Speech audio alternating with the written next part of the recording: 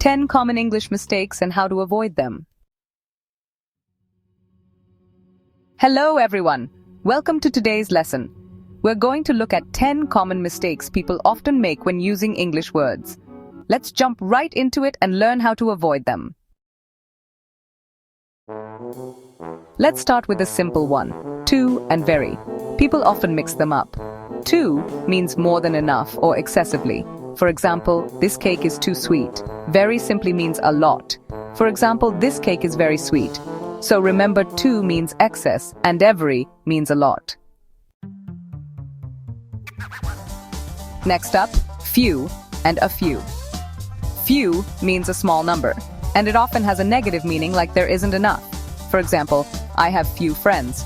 A few means some, and it's a positive expression. For example, I have a few friends.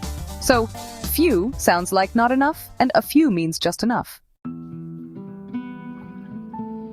Here's a tricky one. We should never use less with countable nouns. For example, don't say, I have less books. Instead say, I have fewer books. Less is used for uncountable nouns like water or sugar. So remember, less for uncountable and fewer for countable. Many people get confused between bring and take.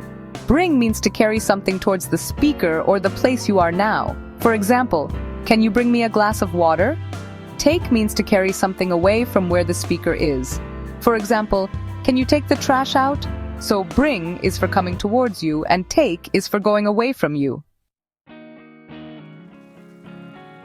Another common mistake is mixing up make and do. Make is used when creating or building something. For example, I will make dinner tonight. Do is used when talking about actions or tasks. For example, I need to do my homework. So, make is about creating and do is about tasks. Since and for are often mixed up when talking about time. Since refers to a specific point in time. For example, I have lived here since 2010. For refers to a duration or length of time. For example, I have lived here for 5 years.